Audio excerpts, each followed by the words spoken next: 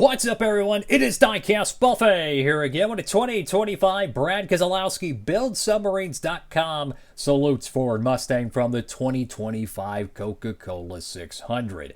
One of the multitude of RFK paint schemes. They run like 90 different paint schemes every year, so it's pretty cool.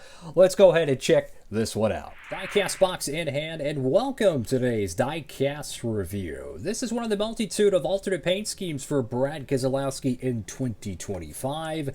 This is the Coca-Cola 600 car, and there is a lot of detail going on with this car. I mean, you got the chrome numbers, you got kind of a strawberry color red, which is very unique. Then you have the blue, very, very dark blue. Then you have the white. There's a lot of detail going on there.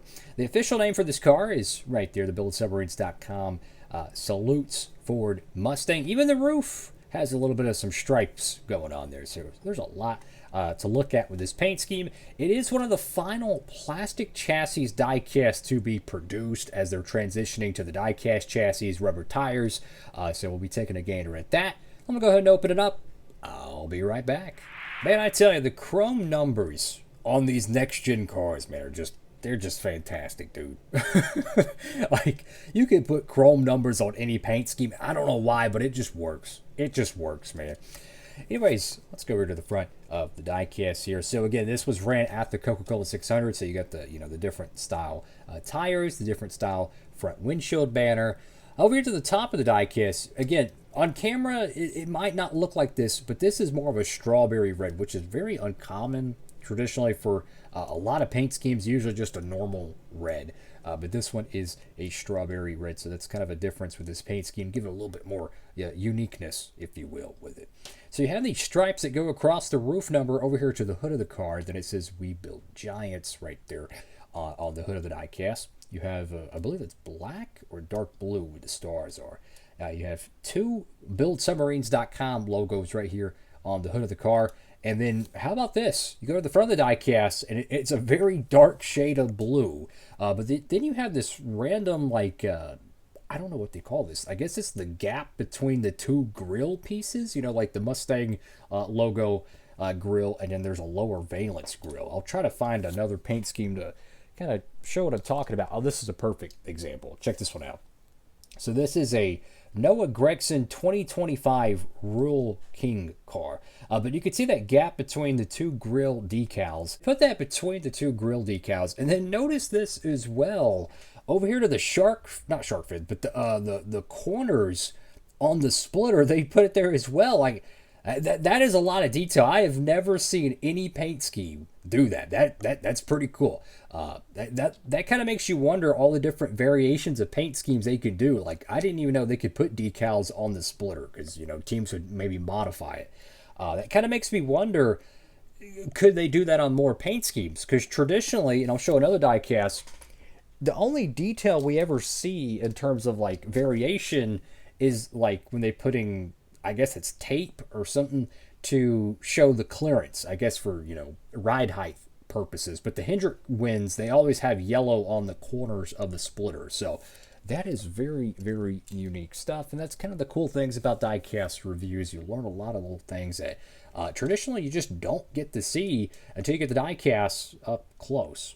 I can see two paint chips right there on the front, those two little red spots, so that's unfortunate. Maybe a little bit of a decal bubble there as well. Got the number 6, Sunoco on both sides, and then RFK. Over to the left side of the diecast, again, the chrome numbers, absolutely fantastic. W sponsorship placement. They literally took up the whole side panel of the car.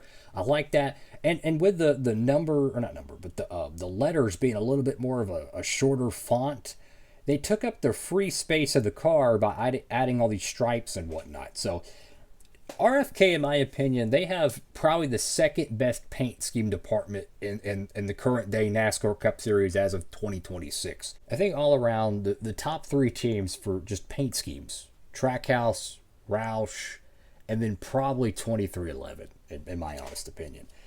So over here to the front left fender, you have Goodyear there. You got NASCAR Cup Series. NASCAR salutes. You do have the tires, which, let's just be honest, they're pretty blurry, right?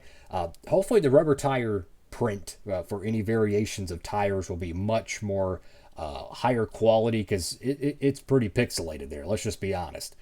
Get the chrome door number there. Then you have the detailed, American flag livery there on the side. You can see the team name right there as well, which it's kind of hard to read. I'll try to zoom in, but it should say, yeah, it says Roush Fenway Keselowski.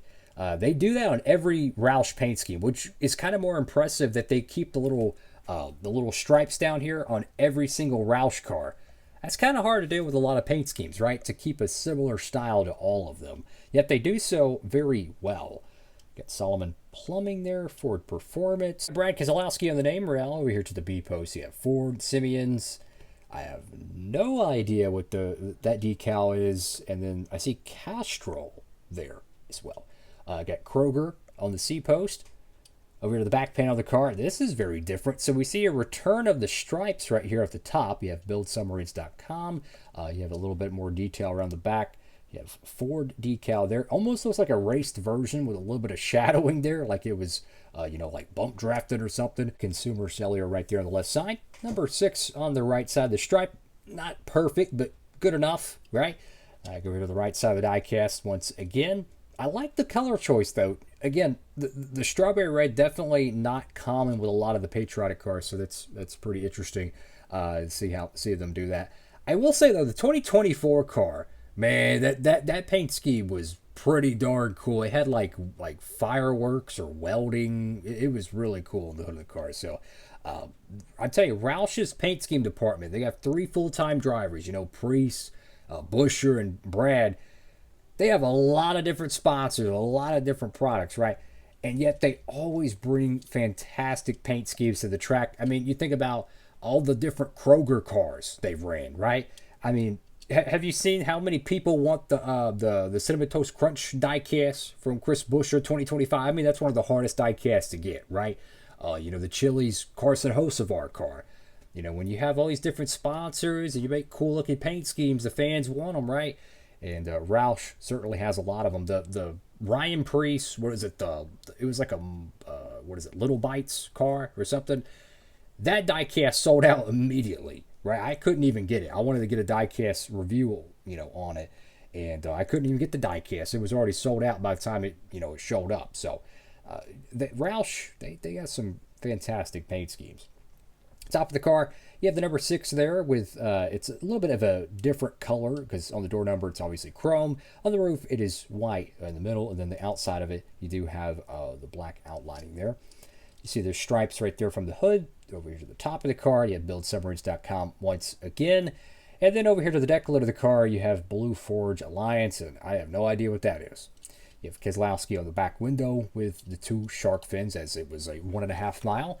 I'm noticing some of the diecasts don't have the shark fins, and I think it's based on where the car was ran. So if it was a short track or a road course, I don't know if they require the 2 shark fins on the back panel or not, which if not, maybe it's just random, or maybe there's actually a calculated decision of that, which makes the diecast a little bit more realistic. Surprisingly, this is only one of the few Brad K cars to be made for 2025. I believe a lot of his paint schemes were actually offered early on in 2025, and in the pre-orders, that was before the MOQ change and all that good stuff. So unfortunately, a lot of them never got made.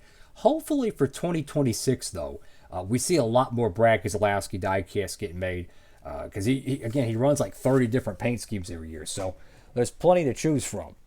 I'm going to show a couple of diecasts here before we log off. How about we show the car that won the event that this car ran in? This is the Coke 600 Ross Chastain Race to Win Jockey Chevrolet. That is a really cool looking race to win car.